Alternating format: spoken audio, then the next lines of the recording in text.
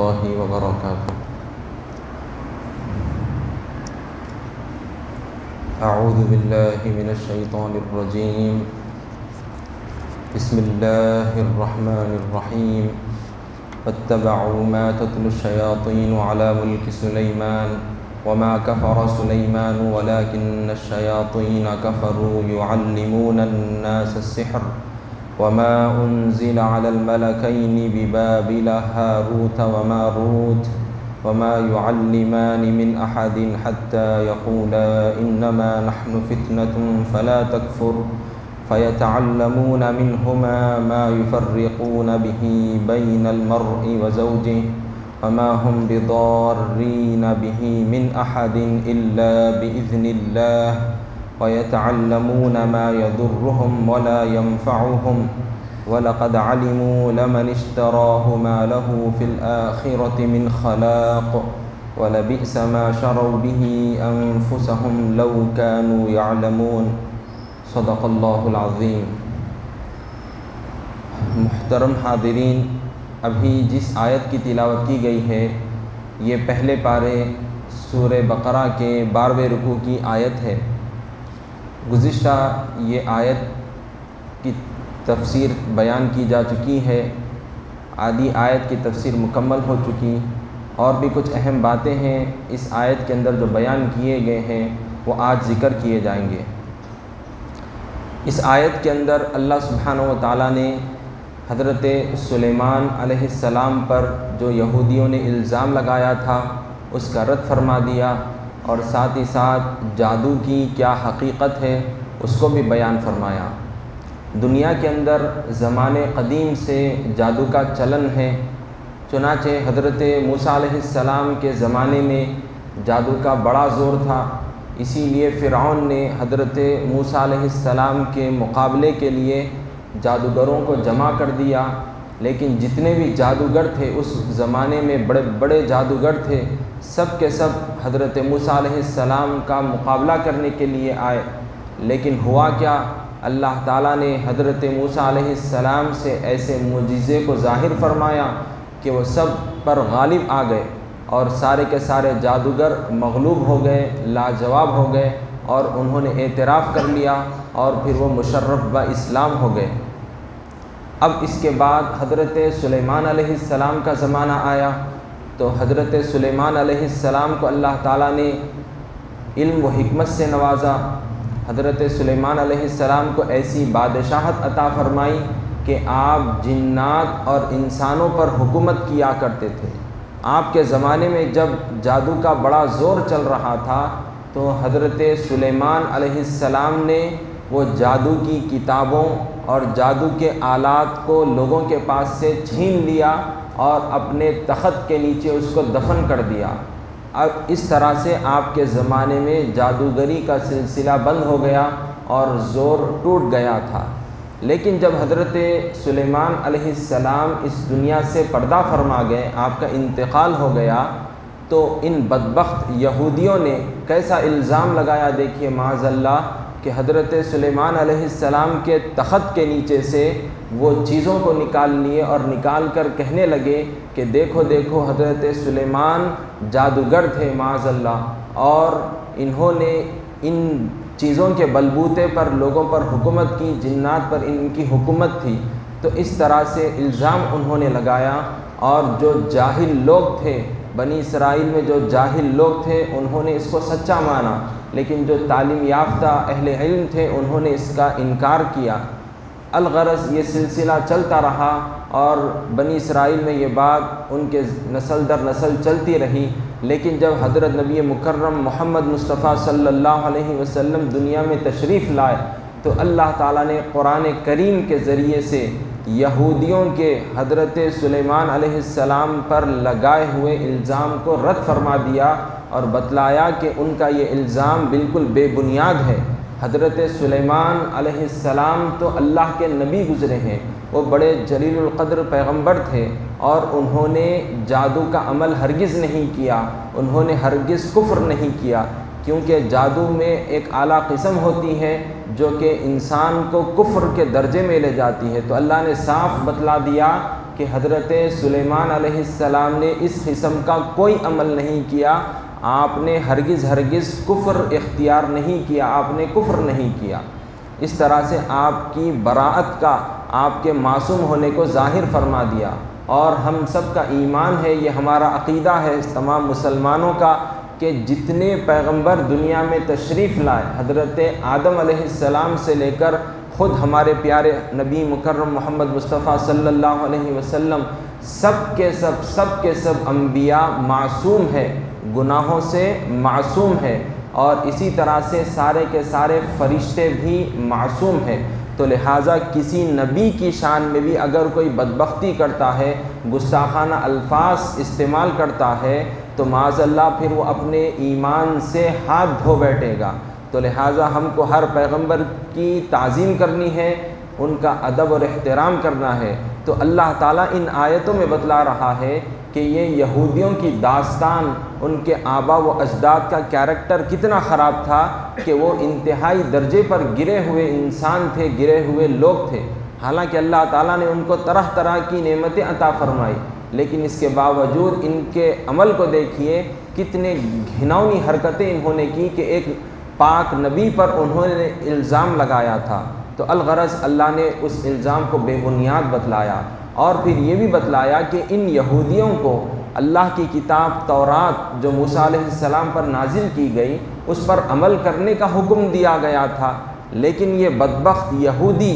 تورات پر عمل کرنا چھوڑ کر دوسری چیزوں میں پڑ گئے، شیطان کے طریقے پر چلنے لگ گئے، شیطان کی پیروی کرنے لگ گئے، جادو کا علم سیکھنے اور اس پر عمل کرنے والے بن گئے، اور اس طرح سے انہوں نے کفر کا راستہ اختیار کیا۔ کیونکہ جادو کا جو عمل ہے وہ انتہائی خبیث، جو اعلیٰ درجے کا گندا جو علم ہوگا، جو اس پر اعتقاد رکھے گا، جو اس کو حاصل کرے گا، تو پھر وہ اپنے ایمان سے ہاتھ دھو بیٹھے گا، وہ کفر کر لے گا۔ اگر اس میں کوئی اعلیٰ درجے کا تو خبیث علم نہیں، لیکن بالکل ادنا بھی درجے کا ہے، تو اس کو کبیرہ گناہ بتلایا گیا ہے۔ تو الغرض مسلمان کو ان دونوں چیزوں سے دور رہنا ہے، چاہے وہ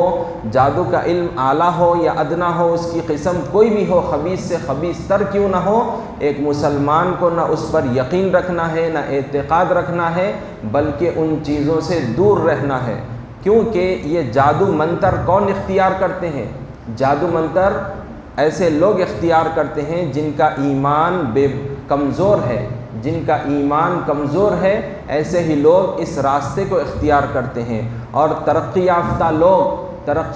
لوگ محنت کرتے ہیں، ہمت رکھتے ہیں، حوصلہ رکھتے ہیں، اور جد و جہد کرتے ہیں اپنی زندگی میں، اور ایک مسلمان اللہ کی ذات پر بھروسہ کرتے ہوئے جی توڑ محنت کرتا ہے اور اللہ ہی کی ذات سے وابستہ رہتا ہے۔ ایک مسلمان ترقی یافتہ یہ ہوتا ہے، لیکن جس کا ایمان کمزور ہے تو پھر وہ ایسے جادو منتر کے چکروں میں پڑ کر اپنے ایمان کو غارت کرتا ہے اور اپنی زندگی کو بھی برباد کر بیٹھتا ہے۔ تو یہ اعمال جو اختیار کیے جاتے ہیں جادو منتر کے، کمزور ایمان والے لوگ اختیار کرتے ہیں، جو کہ اللہ تعالیٰ نے بتلا دیا کہ ان یہودیوں کا ایمان بالکل بہت ہی ناقص گیا گزرا، کمزور تھا۔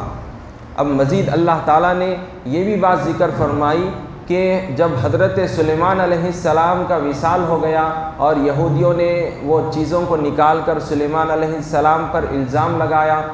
تو پھر اللہ تعالیٰ نے یہ تو برات ظاہر فرما دی، اور پھر یہ بھی ذکر فرمایا کہ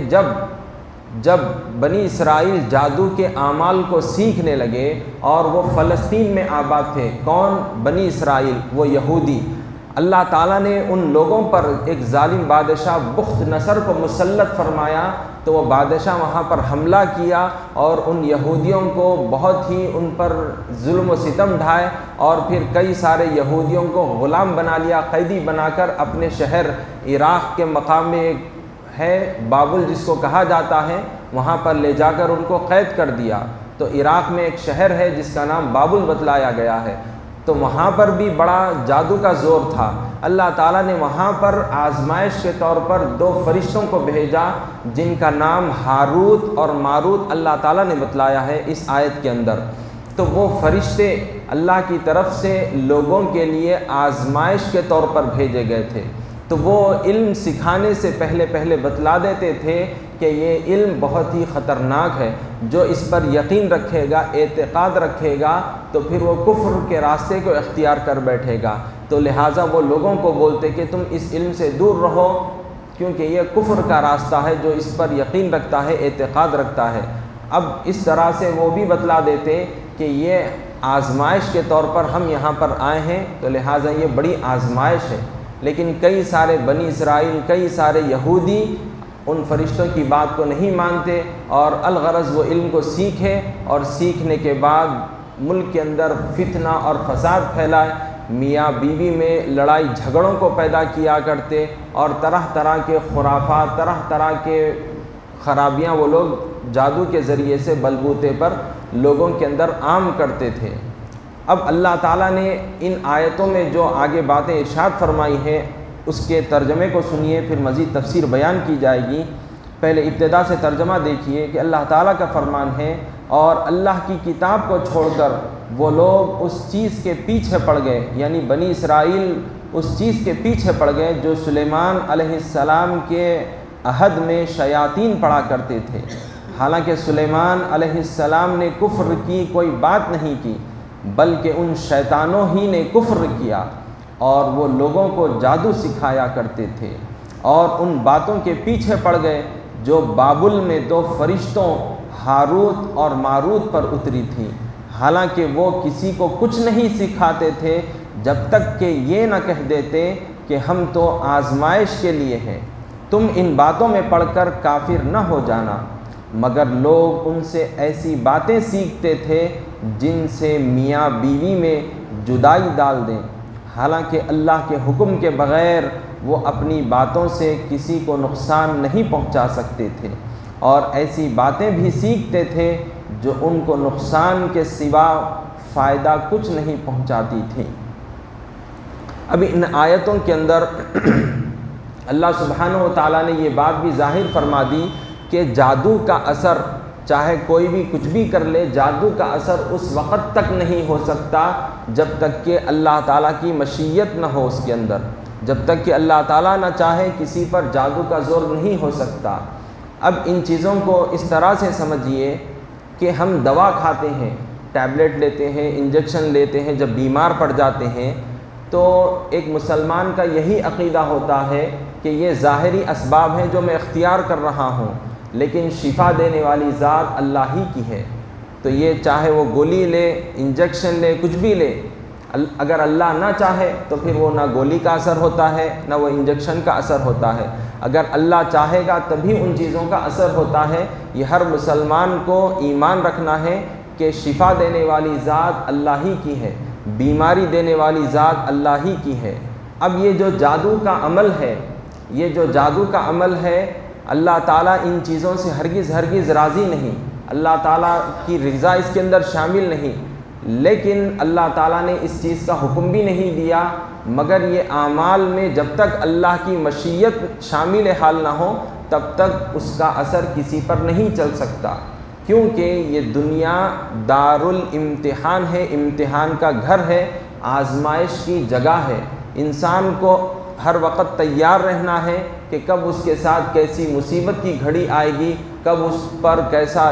امتحان اس سے لیا جائے گا، کب اس کے ساتھ کون سی آزمائش میں اس کو مبتلا کیا جائے گا۔ تو لہٰذا اللہ سبحانہ و تعالیٰ بندوں کو آزمانے کے لیے طرح طرح کی چیزیں دنیا کے اندر پیدا فرماتا ہے، اور اس کے اندر کیا حکمتیں ہوتی ہیں، مصلحتیں ہوتی ہیں، اللہ تعالیٰ ہی بہتر جانتا ہے۔ اب یہ جو فرشتوں کو اللہ تعالیٰ نے دنیا میں بھیجا تھا، ہاروت اور ماروت، یہ تو بالکل معصوم فرشتے تھے، صرف اور صرف وہ لوگوں کی آزمائش کے لیے دنیا میں بھیجے گئے تھے، اور انہوں نے اس علم کو برا جانا اور لوگوں کو سکھانے سے پہلے ان تمام تر چیزوں کو بیان کر دیا کہ یہ غلط راستہ ہے، اگر کوئی اس میں اعتقاد رکھے گا تو وہ کفر کے راستے کو اختیار کرے گا۔ تو یہ تمام تر چیزیں بتلانے کے بعد وہ علم سکھایا کرتے تھے۔ اب یہ مثال بھی بتلا دی گئی کہ فرشتے کس طرح سے معصوم ہیں، ان کا کوئی قصور نہیں، کہ ایک ڈاکٹر، ایک پروفیسر اپنے اسٹوڈنٹس کو جو وائرس تیار ہوتا ہے، جو زہر ہوتا ہے، اس کے کیا فائدے ہیں، کیا نقصانات ہیں، کس طرح سے ایک زہر بنتا ہے اور پھر اس کا اینٹی ڈوز کیا ہوگا، اس کا توڑ کیا ہوگا، وہ اپنے اسٹوڈنٹس کو سکھاتا ہے۔ اب اگر کوئی اسٹوڈنٹ اس کا غلط استعمال کرے گا، اس کے ذریعے سے لوگوں میں بیماریوں کو پھیلائے گا، تو پڑھانے والے کا کوئی قصور نہیں، اس نے تو تعلیم دی تھی اور اس کے فائدے نقصانات بتلائے تھے، لیکن اب جو غلط استعمال کیا وہ ذمہ دار ہوگا۔ تو یہی حال تھا کہ جو فرشتے جو تعلیم دیے وہ تو بالکل بے قصور ہیں، فرشتے تو سب کے سب معصوم ہیں، یہ ہم کو ایمان رکھنا ہے۔ اب جو لوگ جادو کے علم کو سیکھیں، اس کے ذریعے سے فتنہ پھیلائے، شر انگیزی کیے، تو وہ مجرم ہیں، وہ خطا کار ہیں، وہ گناہ گار ہیں، فرشتوں کا اس میں کوئی ہاتھ نہیں ہے۔ اب جادو کیا چیز ہے، پھر یہ بھی بات بتلا دی گئی ہے کہ وہ جو فرشتے آئے تھے ایک تو آزمائش کے لیے، دوسری بات یہ تھی کہ معجزہ اور جادو میں کیا فرق ہے اس کو واضح کریں، کیونکہ کئی سارے لوگوں کا حال یہ ہو چکا تھا کہ وہ معاذ اللہ انبیاء علیہم السلام سے ظاہر ہونے والے معجزات کو جادو سمجھا کرتے تھے۔ تو اللہ تعالیٰ نے اس کو واضح کرنے کے لیے، اس کے فرق کو بتلانے کے لیے فرشتوں کو بھیجا تھا۔ تو وہ فرشتے لوگوں کو جادو اور معجزے میں فرق بتلایا کرتے۔ اب جادو کیا چیز ہے اس کے متعلق بھی سن لیجئے کہ جادو ایسے برے اعمال اور ایسے برے الفاظ، ایسے برے کلمات، ایسے خبیث کاموں کو اختیار کرنا جن کے ذریعے سے شیطان کا تقرب حاصل ہو، ایسے برے خبیث کام، ایسے برے خبیث کلمات، الفاظ، علم کو حاصل کرنا جس سے شیطان کا تقرب حاصل ہو، جس سے شیطان کے قریب ہو جائیں اور شیطان ان کا فرما بردار بن جائے، تو اس کو جادو کہا جائے گا۔ جادو ہوتا کیا ہے کہ کام کچھ کیا جاتا ہے لیکن ہوتا کچھ اور ہے، بات کچھ کہی جاتی ہے سنائی کچھ دیتی ہے، تو جادو کا اس طرح سے اثر ہوتا ہے۔ اور یہ بھی بتلایا گیا ہے کہ جادو جو ہوتا ہے روح پر اثر نہیں کرتا بلکہ جسمانی طور پر وہ اثر دکھاتا ہے۔ جیسا کہ آپ کو کوئی شخص گالی دے دے تو آپ کو غصہ آ جاتا ہے، آپ کے فیلنگز جو ہے مجروح ہوتے ہیں، اسی طرح سے اگر آپ بارش میں بھیگ جائیں گے تو آپ کو زکام ہو جاتا ہے یا پھر بخار بھی آ جاتا ہے، تو یہ چیز جسم پر ظاہر ہوتی ہے، جسم اس کو ایکسیپٹ کرتا ہے اور اس کے ذریعے سے جسم میں خرابی پیدا ہونے لگ جاتی ہے۔ تو اسی طرح سے جادو کا بھی حال ہے کہ جادو جب کیا جاتا ہے تو اس کے ذریعے سے ظاہری طور پر، جسمانی طور پر اس کا اثر ہوتا ہے، جسمانی طور پر اس کا اثر ہوتا ہے۔ تو لہٰذا یہ اعمال کا اختیار کرنا یا ایسے جادوگروں کے پاس جانا بالکل اپنے ایمان کو بیچ دینا ہے اور کفر کے راستے کو اختیار کرنا ہے۔ تو ایک مسلمان اس علم کو ہرگز نہ سیکھے، نہ ایسے لوگوں کے پاس اٹھے بیٹھے، نہ ایسے لوگوں کے پاس جائے۔ اب اسی طرح سے بتلایا گیا ہے کہ جو معجزات ہیں، جو کرامتیں ہیں، معجزہ اور کرامت بالکل برحق ہے۔ معجزہ کس کو کہا جاتا ہے؟ معجزہ اس خلاف عادت کام کو کہا جاتا ہے جو انبیاء علیہم السلام سے صادر ہو۔ اللہ کے جو نبی دنیا کے اندر تشریف لائے، اللہ کے رسول جو دنیا میں تشریف لائے، چاہے کوئی بھی نبی کوئی بھی رسول ہو، ان سے اگر خلاف عادت کام ہو، جیسا کہ ہوا میں اڑنا ہے یا پھر جو ہے زمین سے بغیر کسی چیز کے، بغیر کسی آلے کے پانی نکال لینا ہے، یا پھر کوئی بھی چیز ہو، جیسا کہ حضور کے کئی سارے معجزات ہیں کہ چاند کے 2 ٹکڑے حضور نے فرما دیے اشارہ کرتے ہی، اور بھی کہ حضور صلی اللہ علیہ وسلم تھوڑے سے پانی میں اپنے ہاتھ کو ڈال دیے تو وہ پانی بے انتہا پانی ہو گیا، لوگوں کے لیے کافی اور شافی ہو گیا۔ تو الغرض کئی سارے معجزات ہیں، جیسا کہ حضرت موسیٰ علیہ السلام کو اللہ نے معجزہ دیا، آپ کے پاس لکڑی تھی، عصا تھا، جو آپ اس کو استعمال کرتے۔ جب جادوگر مقابلے کے لیے آئے تو اللہ نے حکم دیا کہ وہ لکڑی کو پھینکیں آپ، تو وہ جیسا ہی عصا کو پھینکتے ہیں تو وہ بڑا اژدہا بن کر وہ جادوگروں کے سارے جادو کو ختم کر دیتا ہے۔ تو اس طرح سے انبیاء علیہم السلام سے خلاف عادت کام جو ہو تو اس کو معجزہ کہا جائے گا۔ اور جو کرامت ہوتی ہے اللہ والوں سے وہ صادر ہوتی ہیں، جو عبادت گزار اللہ والے ہوتے ہیں، اللہ والے جو ہوتے ہیں ان سے اگر خلاف عادت کام ہو تو پھر اس کو کرامت کہا جاتا ہے۔ اور جادو کس کو کہا جاتا ہے؟ استدراج اس کو یہ بھی کہا گیا ہے، بالکل خبیث، بالکل شریر، بالکل ایمان سے دور اور گناہوں کے ارتکاب کرنے والے شخص سے اگر خلاف عادت کام ہو تو پھر اس کو استدراج یا جادو کہا جاتا ہے، جو کہ بالکل وہ کفر کی چیز ہے، اور بعض نے اس کو گناہ کبیرہ بھی بتلایا ہے، اس کی ادنا قسم کو۔ تو بہرحال کرامتیں جو ہوتی ہیں وہ قرآن کریم سے بھی ثابت ہیں، جیسا کہ سلیمان علیہ السلام کے زمانے میں آپ کے ساتھیوں میں، آپ کے درباریوں میں جنات بھی ہوا کرتے تھے اور انسان بھی ہوا کرتے تھے۔ تو حضرت سلیمان علیہ السلام نے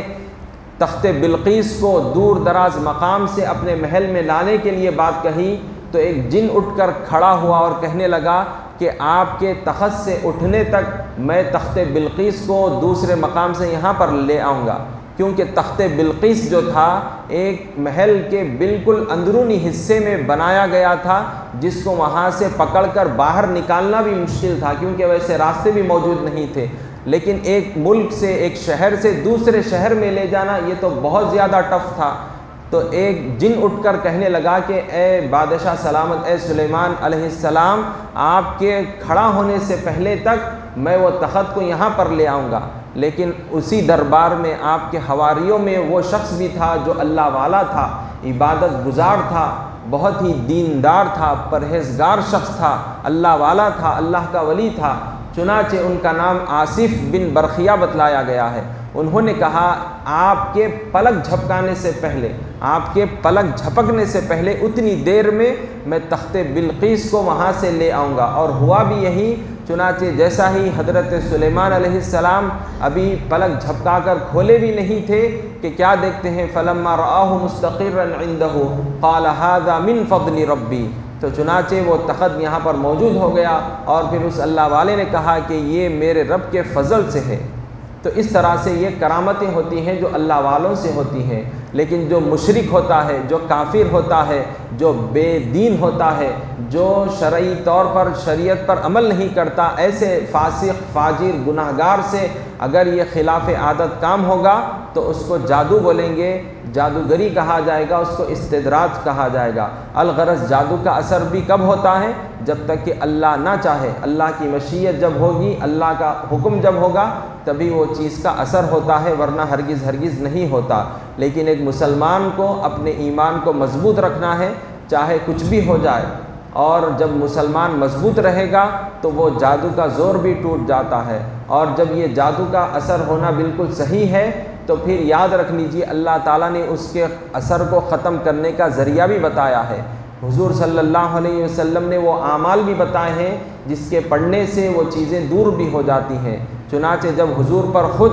جادو کیا گیا تھا، ان بدبخت یہودیوں نے حضور پر جادو کیا تھا، تو اس کے بعد اللہ تعالیٰ نے حضرت جبریل علیہ السلام کے ذریعے سے آپ کو بتایا کہ آپ پر جادو کیا گیا ہے اور کن چیزوں کے ذریعے سے جادو کیا گیا تھا، اور پھر اللہ تعالیٰ نے آپ کو کیا پڑھنے کا حکم دیا۔ انشاءاللہ اس کو کل کی محفل میں ذکر کریں گے۔ وصلی اللہ تعالیٰ وسلم علی خیر خلقہ سیدنا محمد وعلی آلہ واصحابہ اجمعین والحمد للہ رب العالمین۔